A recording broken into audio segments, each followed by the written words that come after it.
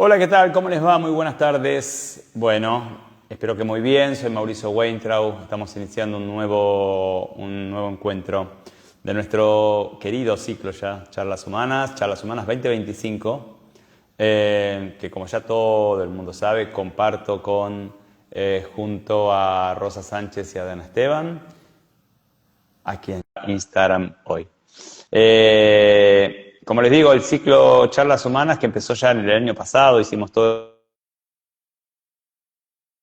ya estamos terminando nuestro ciclo 2025, además después de las vacaciones en España que hubo hasta hace un tiempito. Hola Diana, ¿cómo estás? ¿Estás ahí?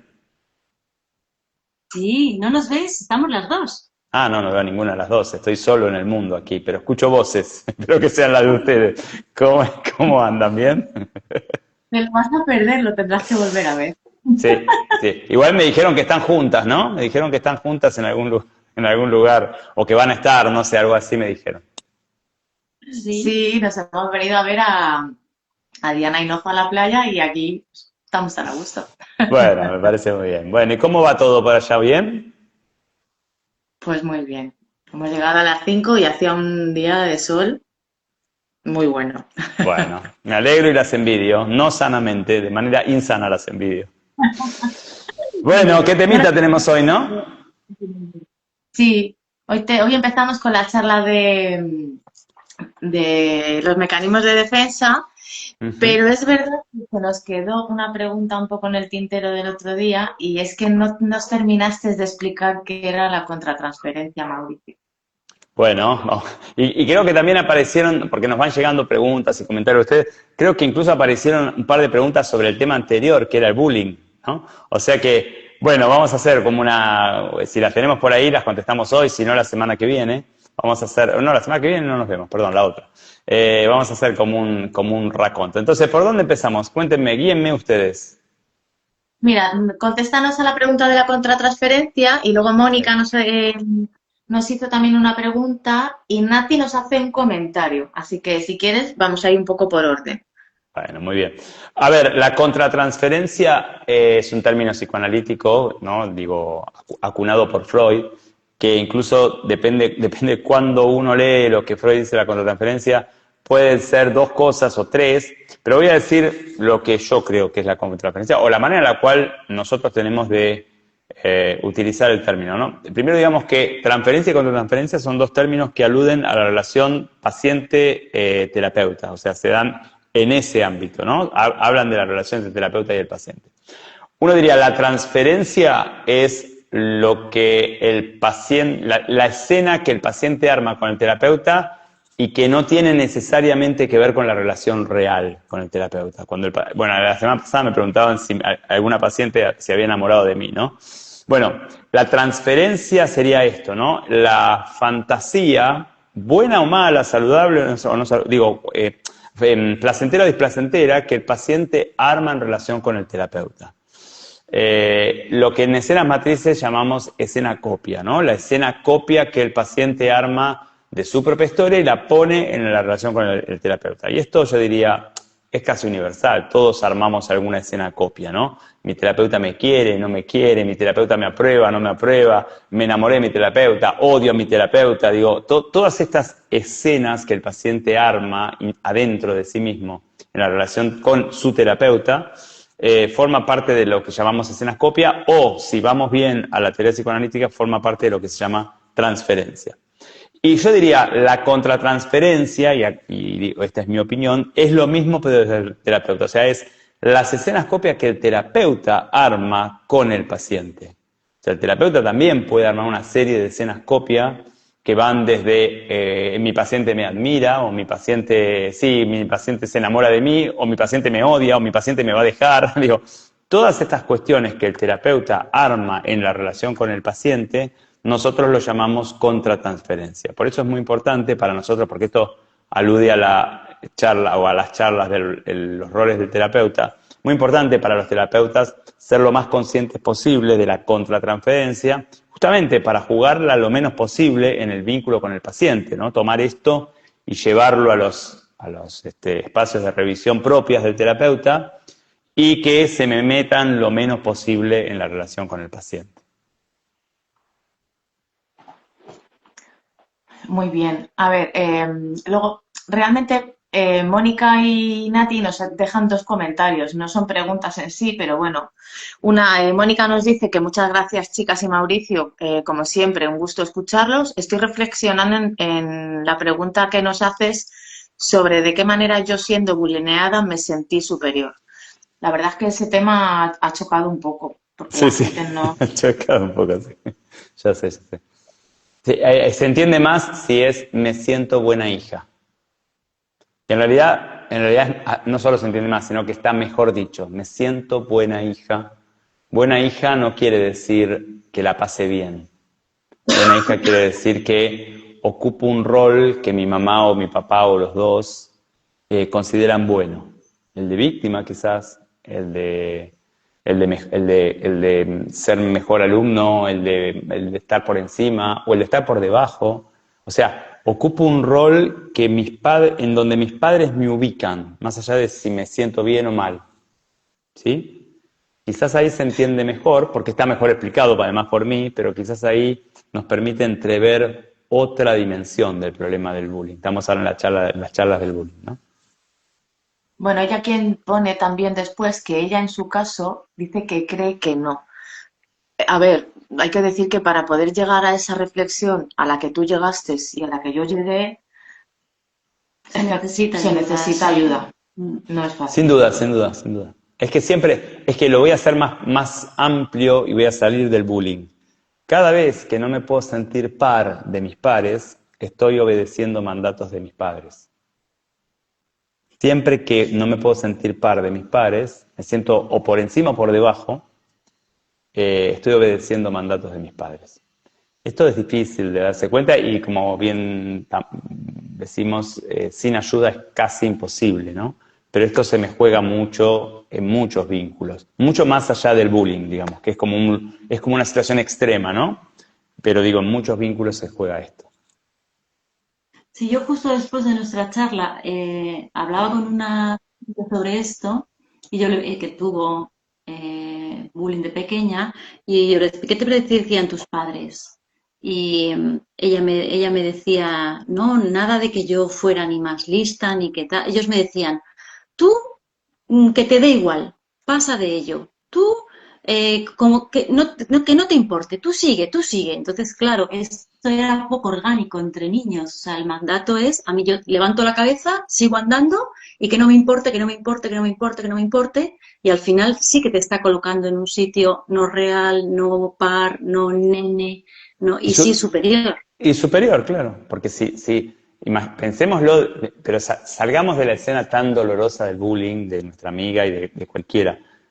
Cualquier niño que agrede a otro, si el agredido mira para arriba y hace como que no le importa, porque es imposible que no te importe, pero bueno, hace como que no le importa, por supuesto que hay un lugar, aunque se siente horrible, en donde intenta estar por encima, intenta sentirse superior, y por supuesto que el agresor, que por supuesto que nada justifica la agresión, pero por supuesto que el agresor siente que lo están poniendo en un lugar inferior.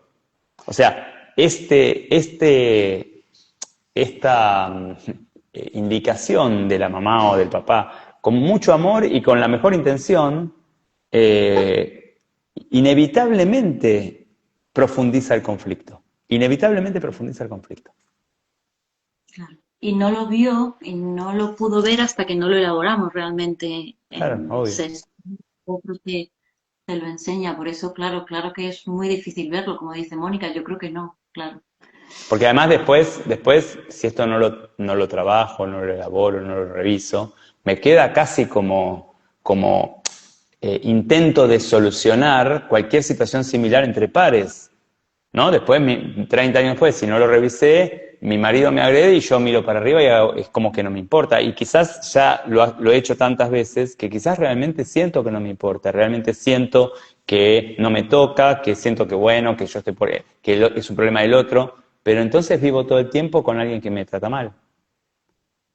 O sea, finalmente, ¿cuáles son las consecuencias de esto, no? Que, insisto, son intentos desde la buena intención, pero también desde la ignorancia y desde el no haber podido asumir el lugar como padre que tenía que asumir. Claro. De hecho, esto salió porque empezaba a ocurrir algo parecido en el trabajo actual. Claro, claro, claro. Y con esa tristeza, ¿no? De decir, esto que me pasó en mi infancia, que a día de hoy no lo puedo controlar, ¿qué me está pasando? Y Exacto, conectar también. Bueno, que es que eso es también un rato un poco regular, vamos a decirlo así. exactamente, exactamente, sí, sí, tal cual. Tal cual. Nati dice, alucinante todo, muchas gracias. Igual tengo ganas de quejarme un poco porque tengo 40 y me he pasado 23 criando a mis hijas y la verdad es que no he hecho otra cosa que trabajar. Soy madre sola y sin ayuda. Te recogemos la queja. No, la queja,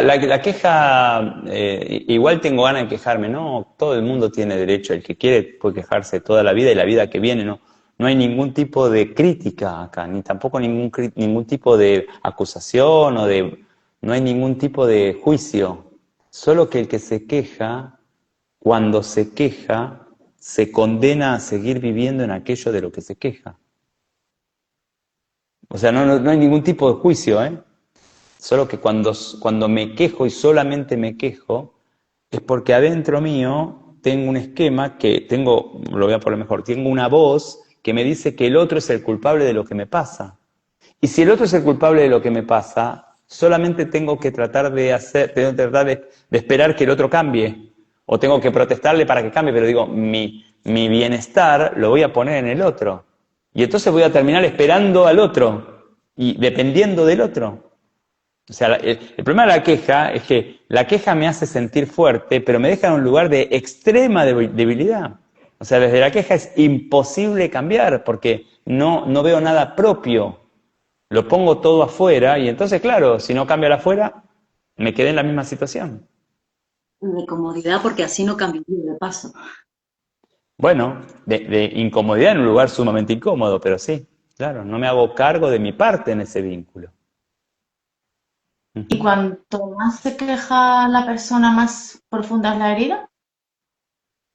La herida y también, digo, siempre decimos, ¿no? Me quejo de Juan. Yo me quejo de Juan, pues Juan viene y me pega. Me pega hace 20 años. Ok.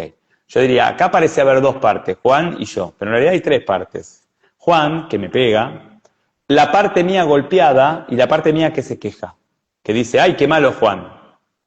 Esto, si uno agarra este triángulo y lo busca en las matrices, seguro que va a encontrar un padre que agrede y el otro padre que se queja del padre agresor, pero que no cambia nada. O sea, la mente mía que se queja, en realidad es el padre en mi infancia que se queja y que parece como bueno, pero que justamente contribuye a la situación de agresión porque no hace nada para evitarlo, solo se queja. Ese padre, si no lo cuestiono, lo repito, y si lo repito, repito las situaciones. ¿Se entiende? Es tan difícil, Es muy tan compleja fácil la de queja, sí, tal cual. no ver al otro. Siempre hay uno que ocupa como la visión súper central y le tienes ahí una manía, y el otro se te cuela todo el rato por el larguero. Tal cual, tal cual. No, la queja es muy complejo porque la persona que se queja se siente fuerte y no se da cuenta que pone toda su capacidad de cambio en el otro. La queja es muy complejo de desarmar, porque justamente para desarmarlo tengo que asumir, por un lado, que soy débil, en el sentido de que me quejo pero no cambio nada. Y por el otro lado, asumir mi responsabilidad en lo que me está pasando. Bueno, esto es todo un tema, ¿no? Es difícil. Y aparte, hay veces que hay una queja como muy adolescente, muy gritona, muy pues como vaya, pues como no, como si fuera a comerse el mundo y tal, y estás siempre inmóvil en el mismo sitio, pero liándola mucho y muy bronca y muy tal, y siempre igual, y ahí tienes que decir, claro, no me muevo, no estoy habitando lo que me puede llevar a otro sitio. Y culturalmente y socialmente, la queja está hipervalorada y la queja condena a la víctima. O sea, todo el tiempo estamos mirando por la televisión un montón de gente, muchas de ellas nos gobiernan, nos gobernaron o nos gobernarán, digamos las cosas como son, que lo único que hace es quejarse del otro. Políticos que hace 30 años que están o en el poder o en la oposición, o en la Cámara de Diputados o en la Cámara de Senadores, y que solamente se quejan de los demás, como si ellos no tuvieran nada que ver en el sistema. Y no me importa el partido, porque todos los partidos en eso son todos iguales. Bueno, crezcamos en algún momento y hagámonos cargo de que esta sociedad, con lo bueno y con lo malo, lo estamos construyendo todos. Por lo menos todos los que somos adultos. Escenas matrices, cuando uno las sigue hasta el final, uno entiende muchas cosas de por qué las sociedades andan como andan. Bueno, y hablando de la queja, vamos a hablar ahora de los mecanismos de defensa, que la queja forma parte de ello. ¿Qué Bueno, son, según las escenas matrices, qué son los mecanismos de defensa? primero digamos otra vez que mecanismo de defensa parece una charla homenaje a Freud, y en realidad todo es homenaje a Freud. Mecanismo de defensa es un término también acuñado por Freud, que describe determinados mecanismos inconscientes que, como bien lo dice el nombre, me defienden de algo que Freud diría es inconciliable conmigo, es inconciliable con el yo. Como si en algún lugar el psiquismo dijera, esto es demasiado para mi estructura psíquica, y entonces voy a defenderme, y elabora determinados mecanismos, insisto, inconscientes, que me salvan de semejante dolor. En el plano físico es fácil entenderlo, ¿no? Como yo digo siempre, si me atropella un camión, seguramente me desmayo, y este desmayarme es un mecanismo fisiológico que yo no domino, que me salva, por lo menos por un buen tiempo, me salva de experimentar haber sido atropellado por un camión. El psiquismo hace lo mismo, ¿no? Y Freud menciona varios, pero en general nosotros trabajamos básicamente con la negación, con la proyección y con la racionalización. O sea, cuando yo tengo armado el mecanismo de defensa de negación, me acuerdo de mi mamá, ¿no? Ahora me acuerdo, creo que lo he contado, mi mamá la operaron del corazón, y yo le preguntaba ¿cómo estás? El día anterior de la operación, le preguntaba ¿cómo estás? Y ella me decía, perfecto, ¿por qué? Me preguntaba ¿por qué? Te van a operar mañana. Ah, no, pero eso no pasa nada, ¿no? O sea, la negación del miedo que cualquier persona tiene a una operación, la negación de todo, ¿no? Y me acuerdo que, yo ya tenía 30 y pico de años, 40 años tenía, y la llevé a mi mamá una semana o 2 semanas después de la operación, la llevé a la médica, mi mamá no podía ni caminar, y entramos a la médica, y la médica le dijo, ¿cómo se siente? Y mi mamá, que no se podía ni sentar, dijo, perfecto, ¿por qué? Y la médica dijo, bueno, lo operaron del corazón. Ah, no, estoy perfecta. Y la médica dijo, ah, usted es una negadora. Y yo, que ya tenía 40 años y era psicólogo, dije, ah, mi mamá es una negadora. O sea, yo mismo negaba que mi mamá era una negadora, ¿no? Bueno, digo, este es el mecanismo de negación. No pasa nada, ¿cuál es el problema? ¿No? Y me están operando el corazón, o me van a operar, o mi pareja tiene otra pareja paralela, o estoy en una bancarrota. No pasa nada, es negación, ¿se entiende? Este es uno de los mecanismos. Otro mecanismo, hay varios que describe Freud, pero nosotros básicamente usamos estos 3, es la proyección, ¿no? Me encuentro con Diana, ¿no? Y digo, ay, Diana no me quiere ver. Y quizás yo no la quiero ver a Diana, ¿no? O Diana piensa que qué tonto que soy. Y no sé lo que piensa Diana, pero yo pienso qué tonto que soy. O sea, proyecto en el otro lo que yo mismo pienso. Ay, qué triste que está Diana, quizás yo estoy triste, o qué enojada. O sea, proyecto en el otro algo que yo no puedo asumir de mí. ¿Sí? Es el mecanismo de proyección. Y el otro mecanismo que usamos mucho es la racionalización, ¿no? Que uno le dice a la persona, o ¿no? Digo, tengo el dedo tengo el dedo en el fuego, y la persona me dice, ¿tenés el dedo en el fuego? Y yo le digo, bueno, sí, en realidad se está produciendo una combustión desde el fuego hacia mi mano. O sea, utilizo la racionalización para no contactar, ¿no? Esto se ve mucho, y uno mismo lo hace mucho, es inconsciente. Entonces, el mismo mecanismo que uno aprende de niño para evitarse un dolor que no puede procesar, del cual no puede salir, digo, el mecanismo de defensa es un mecanismo que, como dijimos, me defiende, aprendí a armarlo inconscientemente de chico, pero claro, si lo sostengo hoy, me impide un montón de cosas en la vida. Porque si yo no me doy cuenta hoy que me duele el fuego, o que me duele algo, o que me asusta, bueno, muy probablemente esté en un montón de situaciones que me duelen, que me asustan, que me enojan, y no contacto. Entonces no puedo cambiar. Entonces los mismos mecanismos que me salvaron en mi infancia, hoy me apresan, me aprisionan, me detienen en mi crecimiento. ¿Cómo se forman en la infancia estos mecanismos? Se forman de manera inconsciente cuando el niño va percibiendo cuando el niño va percibiendo que los padres no van a estar de una manera saludable si él se abre a eso que está pasando o que le está pasando. O sea, el niño percibe a nivel inconsciente, energético diría, dónde los padres pueden estar de una manera saludable y dónde no. Y cuando no están de una manera saludable, de una manera muy profunda, el niño arma inconscientemente algún tipo de protección, algún tipo de defensa, ¿no? Entonces, por ejemplo, mi mamá no está nunca. Si el niño sufre, el niño va y se lo dice a la mamá. Si la mamá no puede atender realmente esa necesidad, el niño se va como anestesiando su tristeza y bueno, o lo racionaliza, o lo proyecta, o lo niega, se anestesia de alguna manera y entonces parecería que la ausencia de la mamá le duele menos. Y eso le sirve para seguir sobreviviendo.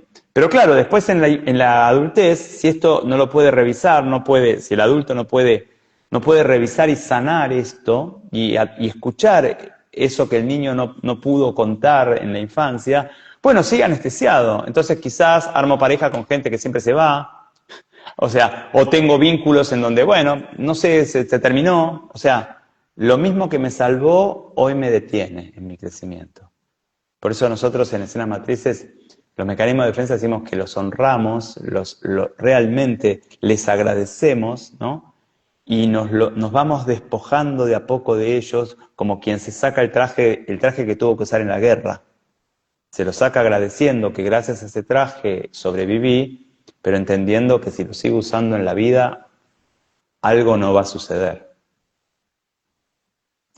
¿Y el mecanismo inconsciente que se me cristalice dentro puede tener que ver de pequeño a lo mejor con incluso mi tipo de personalidad? Si ya de pequeño soy muy mental, entonces voy a intentar explicarme las cosas racionalizando, o soy muy sensible, me voy a negar las emociones y adormecerme, o a lo mejor los copio porque los voy a copiar ellos o los contrarios de mi padre o mi madre, de lo que vea en casa.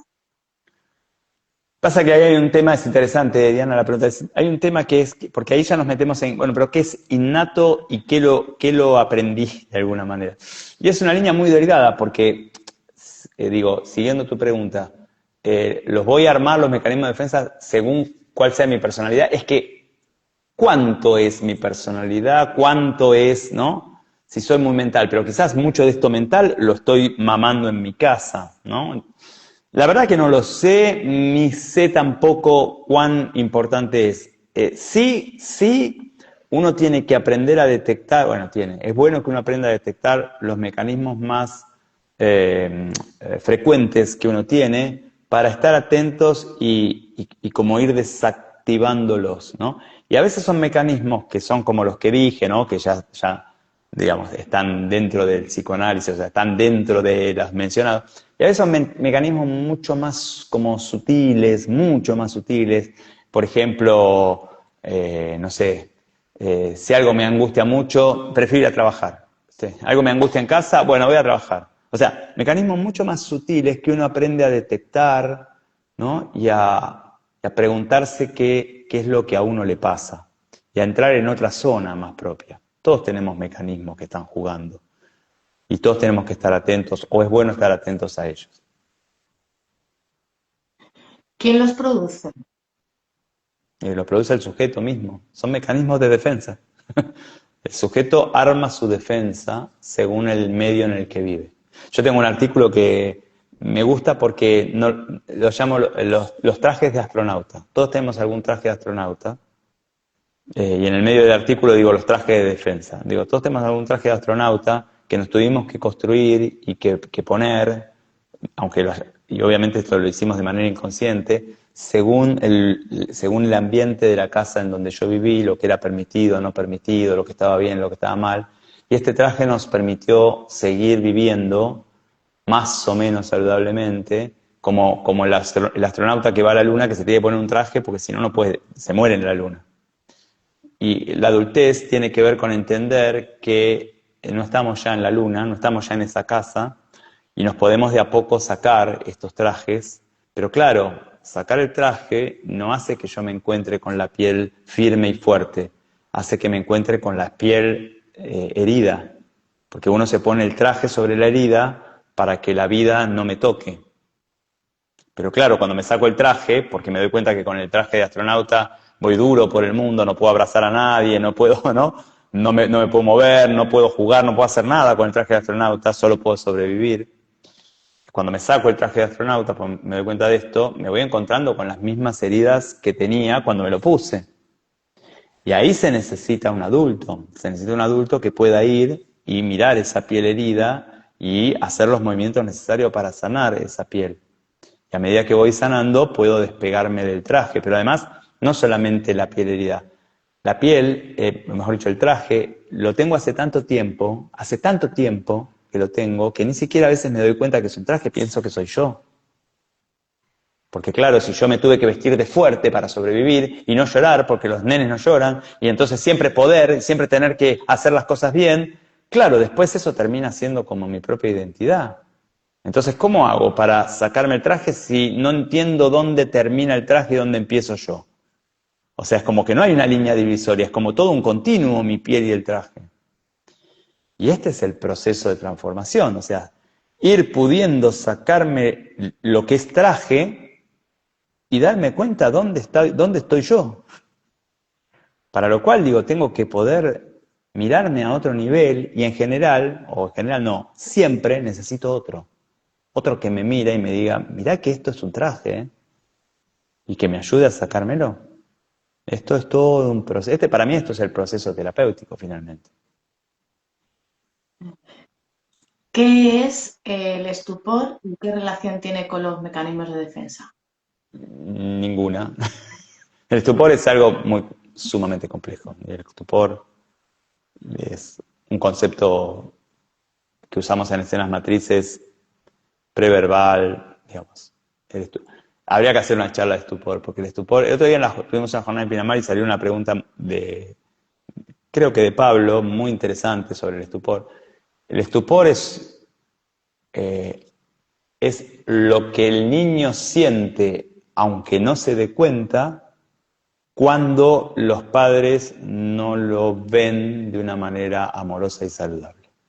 El niño no puede creer cómo puede ser que sus padres no estén atentos a lo que le pasa y disponibles para lo que él necesita. No lo puede entender. No lo puede entender, ¿por qué? Porque él sabe, por supuesto todo esto el niño no lo piensa nunca, Digo, esto le pasa al niño. Él sabe en un lugar de extrema profundidad, sabe que él tiene derecho a tener padres que lo vean de una manera saludable y que estén disponibles para su necesidad. Él lo sabe, aunque nunca se lo haya planteado. Y como lo sabe, cuando no se encuentra con eso en sus padres, siente una sensación muy particular que en general uno no se da cuenta, que la tiene como que ir rastreando y tampoco nunca llega en un punto. Siente una sensación muy particular que nosotros llamamos estupor.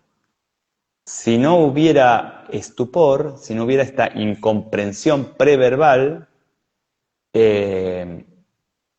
no sabríamos que el nene sabe que él tiene derecho a ser amado. Supongo que esto no explico nada y me parece bien que así sea. Que queden más dudas que certeza después de esto que acabo de decir. Bueno, se escuchó, que es lo importante. Cuando Bueno, preguntábamos que es para las personas que siguen la teoría más core de escenas matrices del niño, el crítico guía y el adulto, es el nene que fuimos el que crea ese traje de astronauta, ese mecanismo de defensa. no te escuché bien, Diana. ¿Puedes volver a repetir? Dentro por ejemplo, de las dos instancias más el adulto, en la teoría de escenas matrices, para Sí. las personas que nos quieran saberlo, sería el niño el que crea. El niño que tenemos dentro fue quien creó ese mecanismo de defensa y puede que hoy se perpetúe porque el crítico guía, la voz de los padres hoy dentro de nuestra cabeza sigue diciendo las mismas cosas por las cuales el nene tuvo que crear ese mecanismo de defensa. Qué buena pregunta y qué compleja. Es el psiquismo, es el aparato psíquico emocional del niño el que crea el mecanismo los mecanismos de defensa. No tanto el niño, no es una decisión. Es el aparato psíquico emocional del niño el que va creando los mecanismos de defensa que le permiten sobrevivir. Y por supuesto que hoy continúa porque de alguna manera este niño adentro de uno siente que tiene que seguir sobreviviendo y ahí sí entramos con el crítico guía, entramos con un montón de cosas, ¿no? Pero digo, el mecanismo de defensa piénsenlo como en la guerra el casco, la ametralladora y el camuflaje. O sea, es lo que me permite sobrevivir. Si los peligros a los que me enfrento en la infancia son muchos, el mecanismo de defensa es rígido, muy rígido. Cuanto mayor peligro, mayor rigidez. Si los peligros a los que me enfrento en la infancia son menores, el mecanismo de defensa, o sea, el traje también es más flexible, más poroso, se desarma más fácil. Por eso cuando uno ve una persona en la adultez que es muy rígida, bueno, es que hay mucho traje de defensa ahí, ¿no? Entonces digo, toda rigidez en la adultez habla del dolor. Lo que no quiere decir que cualquier persona use eso como excusa para venir a invadirme o a agredirme. Por supuesto que no. Pero toda rigidez en uno mismo habla del dolor que no fue todavía sanado. Pero una cosa, ¿y estas personas que van con ese traje de astronauta que... Todos tenemos traje de astronauta, todos. Sí, sí, A no, yo veces, no digo que... pero espera, porque es interesante, a veces el traje de astronauta es que soy un tipo hosco, que mira que nunca te mira a los ojos, que siempre está con mala cara. Y a veces el traje de astronauta es que soy un hombre extraordinariamente hermoso y amable y genial y maravilloso. También puede ser un traje de astronauta, ¿eh? Eso te iba a decir. Cuando es una persona que dice todo está bien, yo, o sea, mi vida es perfecta, estoy genial, todo es maravilloso y realmente ahí hay un trasfondo que te estás trabajando en sesión que te das cuenta pues que no es verdad. Eso también es un traje de astronauta. No vas con Sí. la metralleta, a lo mejor vas con una plumita, pero es un traje de astronauta también. Vas con lo que necesitaste armar para sobrevivir. Si en mi casa nadie conectaba con el dolor, si en mi casa cada vez que lloraba me agredían o me cuestionaban, entonces me dibujé una sonrisa y ese es mi traje de astronauta. A veces el traje de astronauta es algo terrible me va a pasar, algo terrible me va a pasar, algo terrible me va a pasar y no pasa nada. O sea, el traje de astronauta tiene que ver con el peligro. Si estoy en la guerra, es una ametralladora. Si estoy en la luna, es un traje de astronauta. Si estoy si me están tirando al arco, es solo guante de arquero. Digo, el traje de astronauta tiene que ver con lo que se permitió y lo que no se permitió en la casa. Las adicciones son mecanismos ¿Las adicciones son qué? Mecanismos de defensa. No, las adicciones no son mecanismos de defensa. Las adicciones son anestesia a la que el sujeto va cuando realmente algo lo angustia mucho. No es exactamente, digo, parece y no es, pero me importa la diferencia. El traje de astronauta es como que soy yo, como si fuera mi personalidad. Está muy pegadito a mi piel. La adicción es algo puntual, es una sustancia, sea la que sea, a la que yo recurro para anestesiarme. El traje de astronauta, los mecanismos de defensa es un traje de astronauta. La adicción es como ir y consumir morfina. Me anestesié. No es lo mismo. Aunque cumple una función parecida, no es lo mismo. Porque no se arma de la misma manera. El mecanismo de defensa forma parte de mi personalidad. Mientras que la adicción, la sustancia adictiva, es algo a lo que yo recurro y me inyecto cuando ya no puedo más por algo. Por supuesto, también las consecuencias son distintas, ¿no? La adicción cada vez necesito más y más intensidad y más tiempo y más cantidad. El mecanismo de defensa se hace más rígido y de a poco se hace menos rígido a medida que uno puede ir trabajando. Pero son movimientos diferentes.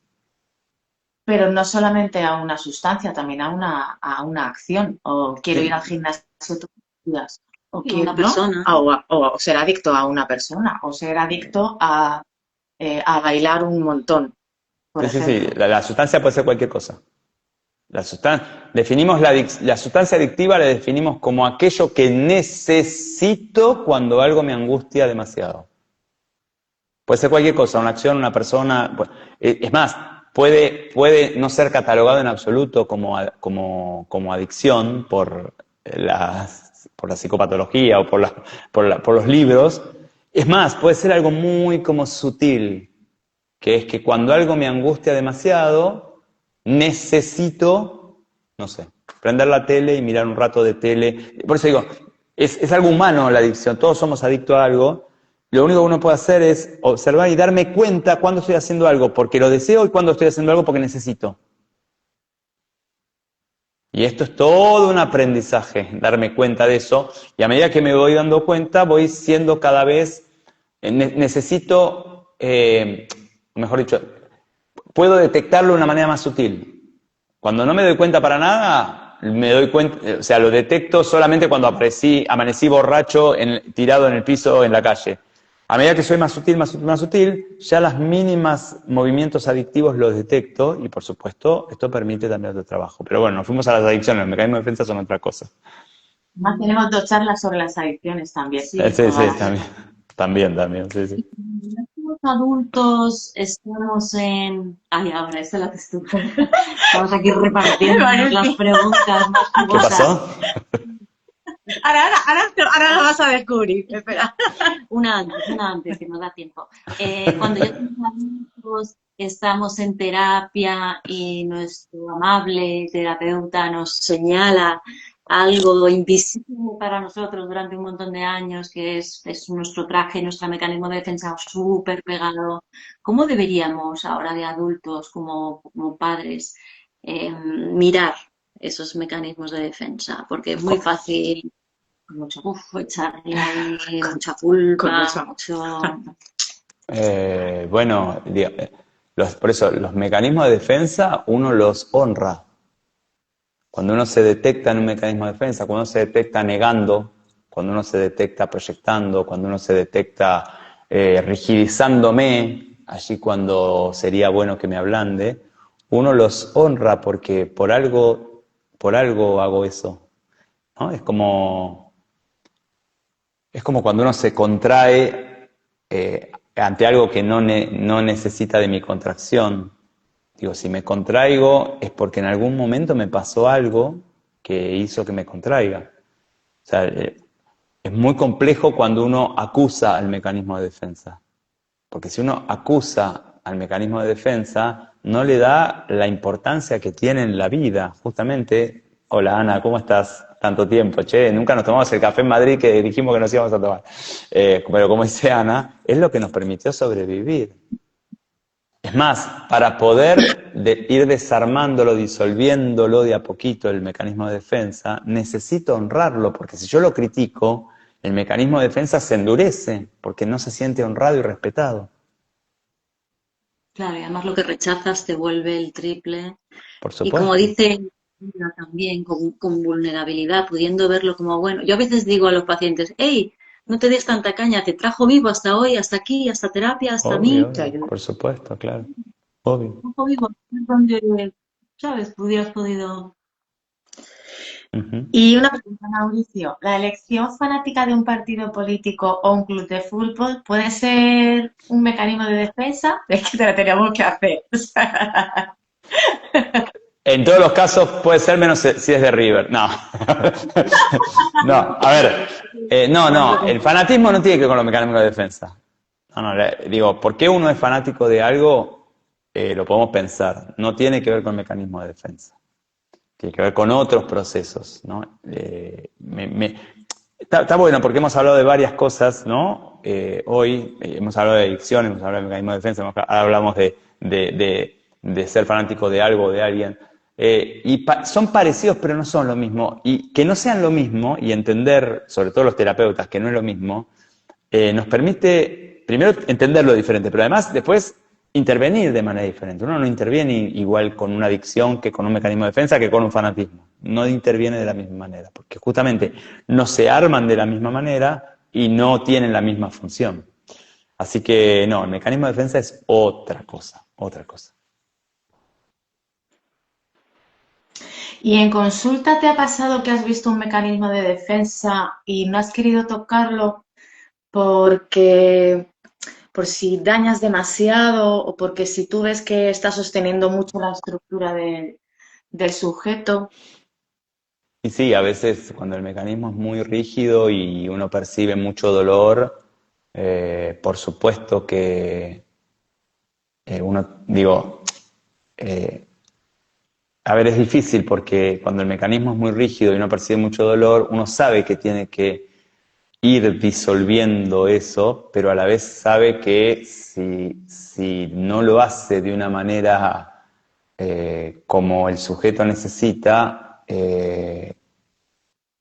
algo se puede romper ahí. Se puede romper, quiero decir, el sujeto se puede sentir tan violentado que quizás deja su espacio, ¿no?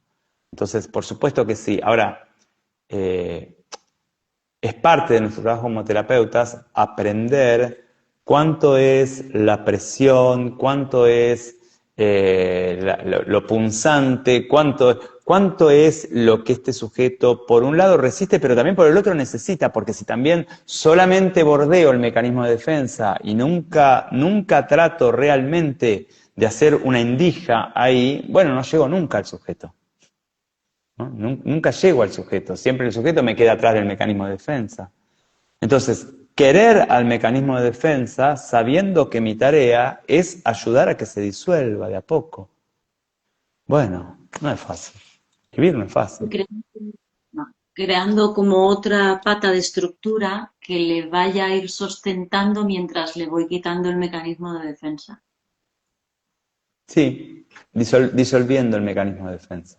El mecanismo de defensa, el más rígido de todos, si uno lo va disolviendo, finalmente se pone a llorar. El mecanismo de defensa está agotado. O sea, es un ser agotado. Porque está todo el tiempo defendiendo. O sea, es un ser agotado. Entonces uno sabe que si uno hace un trabajo profundo, también el mecanismo de defensa va a disolverse en llanto. ¿Se entiende? Bueno. Daniela. Dale. Bueno, Lucía de Bries nos... Sí, Lu, que la queremos un montón. Obvio. Dice, muchas veces se mueve profundamente el mecanismo de defensa del paciente, por ejemplo. Obvio. Y luego dicen, Aniela Stan 56, dice, por ejemplo, ser una persona que provoca risas en otros solo para cubrir una falta de atención o incluso porque se siente avergonzado, también es un mecanismo de defensa. Podría ser, habría que ver con cuánta intensidad, habría que ver varias cosas, pero son estos mecanismos de defensa que no están tipificados, pero que uno los observa, ¿no?